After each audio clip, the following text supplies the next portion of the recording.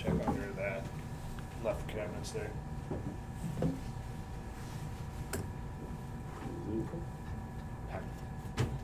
You can have mine, all right, if you need one. There it is. Oh, I didn't know that's what you were looking for. I thought it was non-cabinet. Doesn't say. You want to switch? No. There you go. You gave me this one, I'm sure, a couple Cabinet. meetings ago. We're good. All right. Good morning, everybody. We're going to call the meeting to order here at 8:06 and start with the introduction of guests. And so we have Jim Moon with Howard Hanna here. Thanks, Jim. And we have Steve Meyer with Harris Beach Murtha on the line. So thanks for joining us, Steve. Moving on with our agenda, do we need an executive session We this do not. morning? Okay, then we'll move on to the approval of the minutes from our July 16th meeting. They were included in the packet. I would ask for a motion to approve. I'll make that motion. Thank you, Jared. Is I'll there a second it. Thank you, Jared. Any discussion or suggested changes on the minutes? Okay, hearing none. All those in favor say aye. Aye. Any opposed? Okay, it's carried. Do we have any changes in the agenda? Anything to add or subtract? No. Okay. And then we'll move on to the finance report. You're gonna, We have checks 6948 through 6977 and E255 through E255 through E259. Actually saying that, what was the end of? I had the doors locked. And then my key's on me. it was in the check detail report. Yeah, but it just said 69 or It's, 78 or something. Ag loan fund.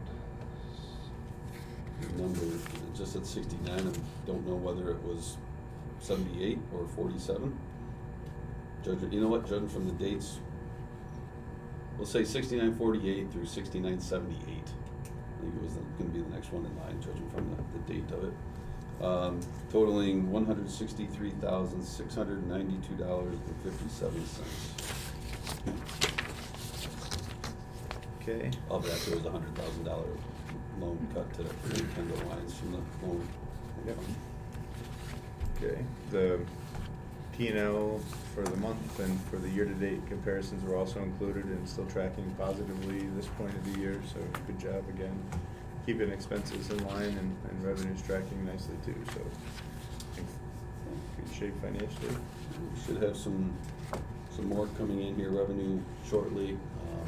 Although this could be, within that, we did have, find Joe a little, part-time help.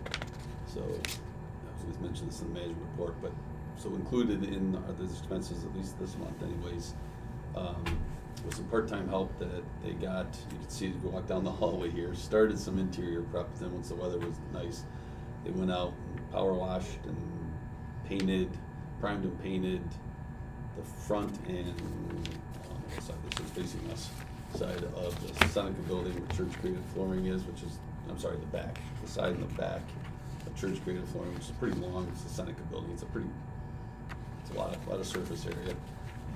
And have 3 sides done of the building called the Canandaigua building where coach and equipment bus sales is. So that saves quite a bit of cost for them being able to do it, and it Looks great. yeah, it looks really good. Yeah. So Yeah, nice. And I would ask for a motion to accept the finance report and approve paying those specific checks. So moved, Janice. Okay, is there a second? Second. Marisa B. Jared out. By nose? All right. Any further discussion or questions? Okay, hearing none. All those in favor say aye. Aye. Aye. Any opposed? All right, that's carried. On the management reports. Don't have a whole lot more to update, but we'll community table dinner sold out quickly again, not as fast as it had previous years, but I'm talking to Jess and the girls at the chamber. Tickets flew off the shelf, was gonna be gone in a couple minutes, and then there were 2 tickets remaining that sat around for like an hour. So our thought was that there was probably a group looking to buy 4 tickets or more to sit together. So they thought it was kind of kind of funny that the two sat there for a bit, but it ultimately sold out, and are making our final preparations for that, which will be held on September 6th. Penny Ed Community Cafe is the beneficiary this year. Well, it's for sure gonna be nice weather, cause I don't have a You ticket don't and have a I'm out of ticket, town. yep. Yeah. So First two you it'll be go, on the right? bridge. Yep, be back on the bridge. Other than that, Steve and I spent some time going through each of our pilots to update the affected taxing jurisdictions. So we have a list of each one, what the base value of each project is, what the project value is, just to help with annual reporting and the pilot billings each year. So that it kind of smooths that process out. The past few years, we've found a few errors, or there's been some discrepancies on things. Always get them corrected, but now it just should streamline and improve the process going forward. There tends to be some confusion, especially when there's a turnover in employment. If, you know, a new business director or manager comes in, or a new clerk or something like that, there tends to, a spreadsheet doesn't get updated or something like that. And so we review them before they go out, but there's still always is one or two challenges. Assessed value gets updated, and you know, not everybody's notified of that kind of thing. Yeah, so a working spreadsheet for each year going forward. If there are any questions on the grants, the Main Street grant, I listed the properties that have applied. Hopefully on Friday, we'll have projects selected and can start pushing those forwards, but they're awesome. All prominent buildings in the village, so getting some work done to those will go a long way. That's great. Yeah, let us know how that goes if you can. Yep. An email or something to how the awards go. Yep, which ones are selected, so. Only additions, discussions, depending if we want to have a discussion on it or not. There was the presentation for L&B was brought to light. I think some of the things that are going well in Yates County. I mentioned that our median household income is way up compared to the other counties that were shown. I think about 4 or 5 other counties. I'm assuming it's where L&B does business, but 4 or 5 other counties that were way up, but we started from the lowest too. So we had the most room for improvement, but 67% increase since 2010. I think Ontario was next at like 41 or something like that. So going well that direction speaks largely to the tight demand or the tight labor supply, because you know, once the other counties started filling up their available labor too, then local businesses were stuck. That came up. The power challenges were really evident. That came up, but I feel like 80% of the meeting talked about power issues with NYSEG just not available. And the power, it's not that there's not enough power, the transmission lines aren't able to carry it back and forth. So we can generate it, we just can't move it. And Did that's where all the anything about upgrades have to pricing come in. Did anything about the pricing come in? We didn't get in, there was some discussions on now how electric prices, monthly electric prices are going to very soon, if not already in some instances, matching mortgage payments. That's where our electric pricing is gonna go, if some of it's there already. It is so bad. Yeah, it's not gonna get better unless the state truly changes direction on the CLCPA. It's gonna get worse and worse and worse, unfortunately. That some of the estimates, just to show you that we're still waiting for our estimate from NYSEG on our property. After 10, I think it was 10 months, Ryan Davis, the Ontario County economic developer, said they waited for a quote from NYSEG on it was in a 600 unit. I already put this in there. Yeah, 9 to 25 million. Yeah, okay, so it's just a crazy wide Yeah. range. So that was frustrating. And then Matt Horn from MRV also brought up, and I had forgot, I did this, he said I was the canary in the coal mine that at a housing summit I was invited to speak at, like in 2010-ish. other people were talking about housing opportunities and all that, and I was waving my arms, presenting, saying, we got a housing crisis coming. If we don't address this, we're gonna be in real trouble here. People aren't gonna be able to afford their homes. And we haven't really added anything. One of the questions, like, well, how many have you added since then? I'm like, yeah, not enough. Like, you know, basically Cuca Shores is the only real, like, real supply, like one-time development added supplies, lots of ones and twos, but not to address it. And then I have stated, and I've said this to the legislature too, I'm hoping it's not the canary in the coal mine, but I think within 10 years, if we don't add housing, you're gonna see a really seismic change in what our economy looks like here. I think a lot of the manufacturing base, the industrial base will start to leave, and it's gonna be heavily tourism, service type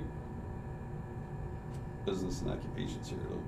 I keep using Lake George as the example that they get a lot of sales tax revenue. There's definitely an economy there, but it's gonna look way different than what we have here and not provide the kind of occupations, generally speaking, that will bring people in for. You know, it'd be good seasonal, semi-retiree, high school kind of summer jobs, but. The manufacturers, there's a handful of large ones, if they're not able to grow here, they're They'll gonna grow grow somewhere else. elsewhere. And they're already starting to see it, like people, they are looking elsewhere for expansions. And even the smaller, some of our smaller manufacturers, Ross Casting Performance did a big expansion, but did it with a place in Syracuse. And Coach was actively pursuing the bus company up north, way up north. Plattsburgh. Yeah, up in Plattsburgh. So it's real if we don't get some housing going. Anyways, that was. I was just gonna say, the thing that Steve spoke to, the bank, we have advisory boards, local business leaders in the different markets, so that once a year, the bank pulls them, the advisory boards and our board of directors of the bank together for a joint meeting and brings in a speaker. And MRB Group brought in panel, Steve, and then the Ontario, Ryan Davis, and there was another kind of a. BME Associates. Link is his name, and is an architect and engineer, to just talk about barriers to development and challenges facing the local communities. It was really insightful. It was good for the bank leadership to hear the local opportunities but challenges. Steve did a great job representing the IDA and Yates County in the meeting. One other thing I will bring up, sorry, I'm not trying to drag this out longer, but something that worth discussing is through the Schumer visit, although we are starting to take some calls from specifically great growers, the real economic duress that our growers are under right now. The general demand in alcohol has gone down, while basically the amount of acreage and yields per acres have gone up. And right now there's a heavy oversupply of grapes for at least some of our largest growers. I think some of the, you quote smaller, that's all relative based, but smaller growers, smaller wineries are able to, I think, kind of hold tight. Some are here and are having great years, others are here holding steady. But some of the larger grow, Pleasant Valley, those Gallo, right, the big buyers, that kind of thing, are not taking orders. And it's putting a lot of our growers in real tough spots. So I'm helping as much as we can. Like, I'm trying to make some calls on behalf of some of the growers, just trying to figure out if there's opportunities, programs available for them to almost like an insurance, or like help milk for a while. There was the USDA might be a good one. USDA was paying, like, I don't know if they can declare it a disaster Yeah.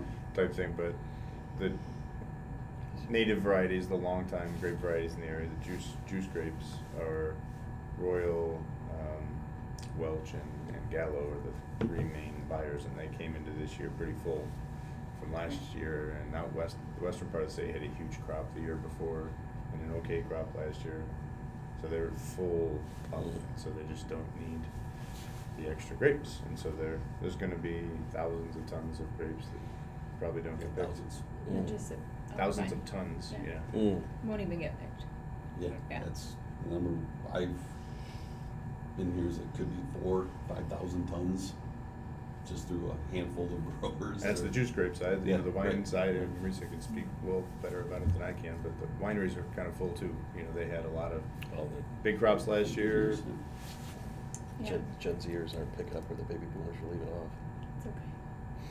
I think the unique thing is that our tourism is actually based around a form of manufacturing, right? So unlike like George, you know, our tourism is heavily based in the wine business. Yeah. And so we need both manufacturing type jobs and we need service and industry type jobs. And right now there's housing for none of that. And Yeah. so you can't get to the tourism part if you Right. don't have the product and you need to grow that Right. product. So I think we're being super short-sighted in that Mhm. we don't have workers to get us to the product Right. either. So I think it's twofold pressures, That's, because there is no tourism if there's no product, so. Right. and that's a self-fulfilling prophecy, right? Correct. Because if we Yeah. don't have the people to work the vineyards and, Yeah. and the production facilities, then they can't supply it, and the tourists don't have the product, and it Yeah. just, Then wineries close and there's no Yeah. reason to come here. There's lakes, but there's a lot of lakes between here and there. there was also some interesting conversations as to, and I don't know if you've seen this or not, but some, not everybody that was there, but a number of them spoke to having seen a pretty steep decline in Canadian and European guests this year. I spoke to Seth Olney the other day, and he's like, Philly. He's like every customer that comes in right now is coming from Philadelphia and northern Pennsylvania, like one after another. He goes, it's amazing how much of their business anyways is northern PA, Philadelphia area. He's like, it's astonishing. So from a tourism perspective, he's like, you know, that's where I probably should be targeting. I'm like, that's not us, but I'll tell the chamber. It could be us. Good, yeah. Yeah. Steve, I have a question. Do you have a contact at Constellation Brands at all? 'Cause Daughter, while she was interning. Well, they just went through, as I understand it, a reorganization because of the decreased consumption of alcohol, right? So I don't know if there was any insights They there, just partnering, you know, trying to understand what's going on, if there was anything else. offloaded most of their higher end. Correct. Well, most of their West Coast New West World Coast. high-end stuff, yeah. Yeah, Their brands, which are, you know, brands that have been there forever. They yeah, used to be their flagship brands, they offloaded them. yeah. Were I just didn't different know. buyers or all one buyer? Do you know? They are holding that close to the chest, but probably multiple buyers from, It wasn't Gallo. Like, Yeah. yeah, multiple buyers and not US based. But globally, I mean, I don't know the exact numbers, but I think California had 50,000 acres of grapes pulled out 2 years in a row. France has regions that have had tens of thousands of acres pulled out, South America as Yeah. well. So there's, at some point, hopefully that's enough to correct in the overall supply side of things, but it's definitely going through a shift right now. There is I'll get an email out today, I'm hoping, pretty much have to. In fact, I think Brendan already has it drafted for me, so I should be able to do it. Yeah, federal, it's not the SBA, I'll come up with it, Department of Commerce, State Department of Commerce has a show coming up, a meeting in September or October, where they're basically helping businesses export. They do these occasionally, but they came and met with us specifically to talk about sort of our winery industry, because they were talking about South America, their words, not mine. South America is showing some interest. The market's growing there. There's a growing demand for US-based wines there.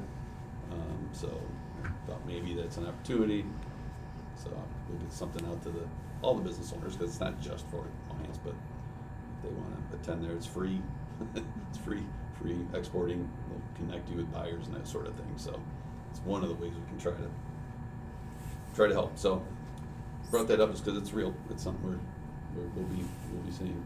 And I think I mentioned to Steve when we were on the cruise, we connected with a woman who runs the Puerto Rico, Yeah. it's the Empire State Tourism, I think, but it's in Puerto Rico. So she's adjacent to Steve or something like that for Puerto Rico. She was fantastic, and we're gonna set up I think I mentioned this, Marissa, to you when we were talking, an opportunity, a field period for a student to call the other wineries. Her goal is to have 35 wineries from New York State export to Puerto Rico. Mm. I don't know technically if it's an export or not, Right. but Yeah, it is.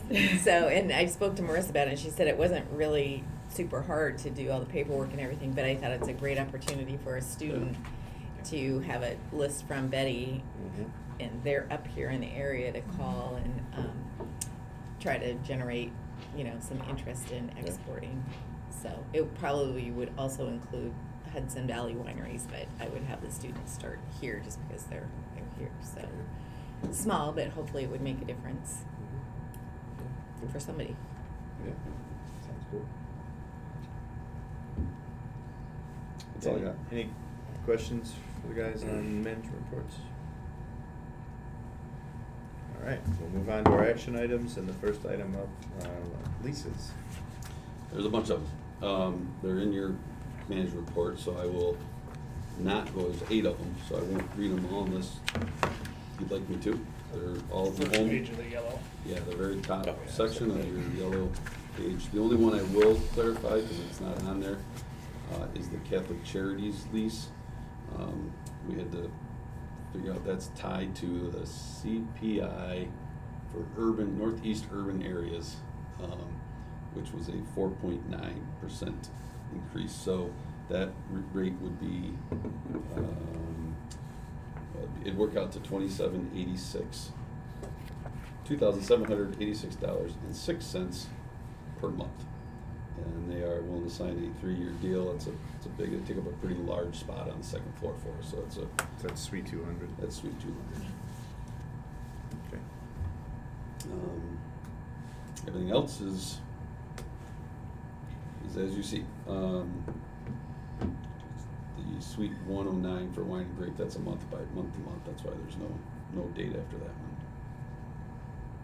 It's just some storage out back here. So, again, happy to answer questions on any of them. I just thought it might be easier to do in one broad swoop, just from a timing perspective. Yeah. I will also, let me just say in the record that Doreen had no contact whatsoever when the Jensen brothers lease, that is her husband and brother-in-law. That was, I worked that one through, and that's for a building out back that does have, I think, one single hanging light in it, but it's not heated, it's not, it's basically dry-ish storage. Got it. Everybody okay with having a motion as a slate of all the leases? Okay, then I would ask for a motion to approve the leases here as stated. I'll make that motion. Thank you, Jared. Is there a second? Marissa. Lisa. Any questions or further discussion? Okay, hearing none. All those in favor say aye. Aye. Any opposed? Okay, that's carried. How about the elevator modernization bid? Alan, as you can see in Doreen's note, Alan's story did come down from Cuca and spent a lot of time. I wasn't here, I think actually I was at Cuca, but he was here for a couple of hours anyways, looking at the elevator, looking at the bids and such with us. And basically reinforced what Joe and Doreen were thinking, which was his recommendation is to go with Otis elevator. And you can see there's a contingency of, I guess, a final meeting with Alan and Joe, so they're in person with Otis to go over whatever final, I don't know if it's concerns, but just questions they have on some of it. But that would be their recommendation, is to go with Otis elevator for $107,300. So as far as keeping the expenses in check, as you mentioned earlier, Yeah. There it goes. Glad you said it Oh, then. yeah. and then- Yeah. True in that moment of time. Yeah. That was good. That's the low bid, and feeling like the service side of things is gonna be there. And it's good to have someone with experience with them as well. They are one of the largest providers in the country too. So. Yeah, okay. Is that planned to all happen this year, do you think? Mhm. Okay. Yeah, good. Someone make the motion to award the bid to Otis Elevator. So moved. Janice? Janice, is there a second? Right, Marisa. Thank you, Marisa. Any additional questions or further discussion? Jared, you got something you thinking? No, I'm good. I know, it's interesting. Okay, then, all those in favor say aye. Aye. Aye. Any opposed? Okay, carried. All right, then the last one is a potential initial, well, it was potential, now it is real. It's an initial resolution for Cuba Yeah. Springs Vineyards. Yeah, let me just describe this a little bit, what's going on. So we, back in 2020, you have, and I apologize for the lateness, you should have in front of you, my copy, that's okay. Resolution or what? Yeah, the resolution, there is one change, we'll update, the initial project resolution just starts in the very first sentence, says our meeting's at 7:30 PM, not 7:30 AM, pretty minor. I went through the rest of it, it all works. Find it, determined to find it, there it is.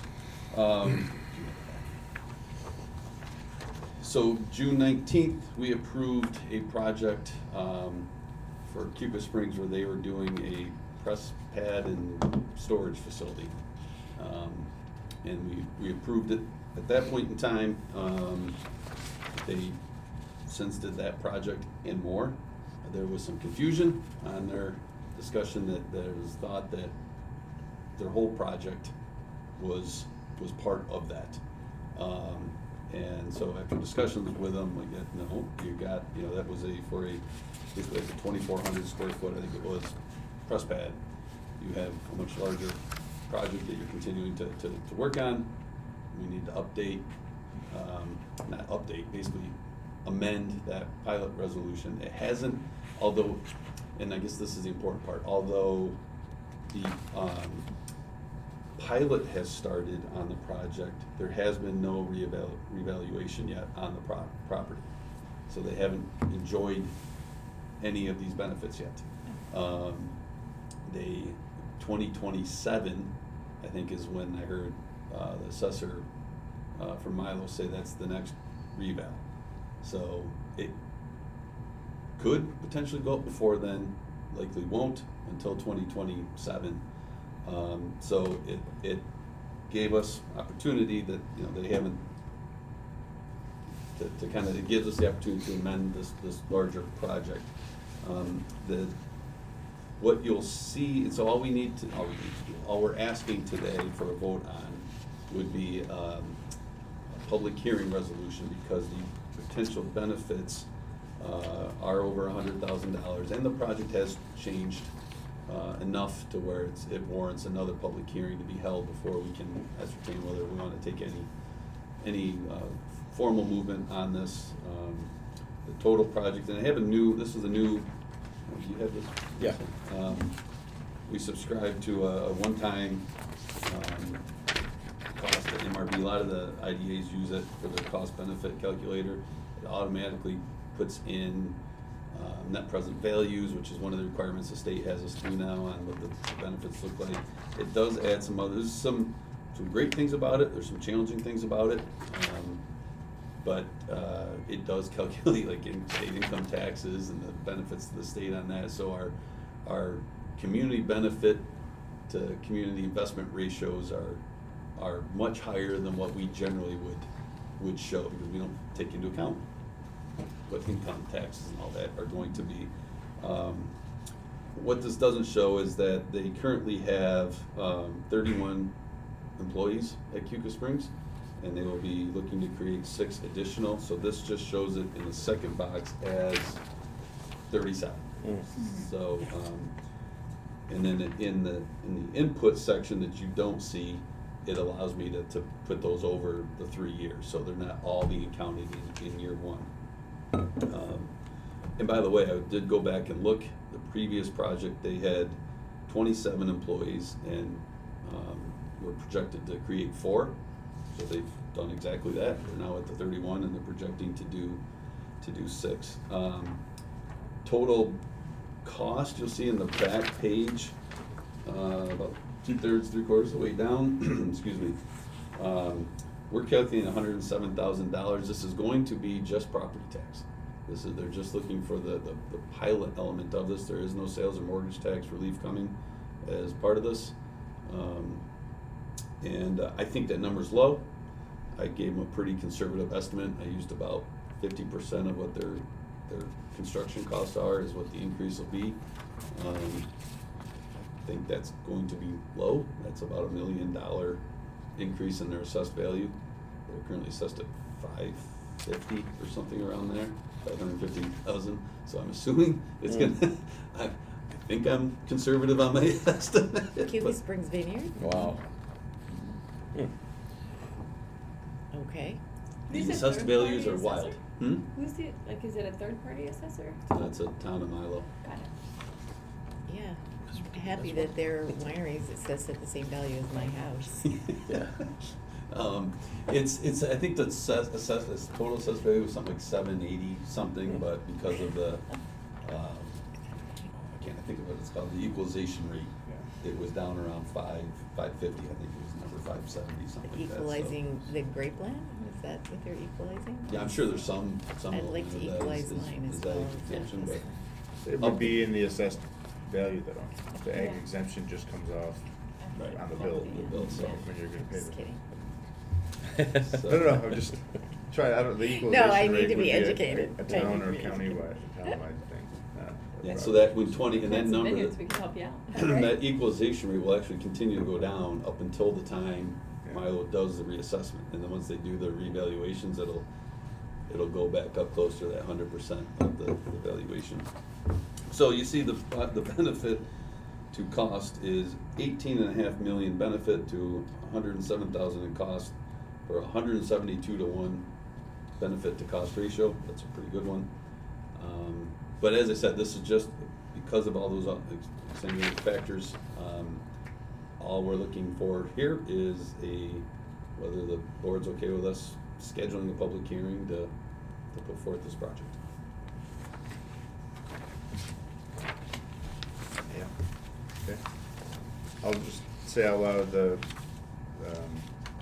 bank, my employer, has a relationship with the company, but I'm not directly involved, so I feel comfortable voting on it, being no direct conflict, but just to, again, put that out there. So this would be, we need a, Yeah, so this is a roll call vote, we need a motion to. I'll make that approve. motion. And a second, I'll second it. Janice, okay, and then, we'll call Ryan, yes? Janice, Yes. Marisa, Yes. and Jared. Yes. Okay, anything else to add? No, that was a lot. Okay, our next scheduled meeting is September 17th. If you can, let Steve and the team know that you can be here or not be here, so we can have our quorum ironed out ahead of time. And thanks everybody for coming, especially Marisa for hustling to get here. Appreciate it. We'll ask for a motion to adjourn. So moved. Second. Second, Janice. Okay, we are adjourned. Thank you very much. Thank you, everybody. Thank you, Steve. Thanks, Steve. Bye, Steve.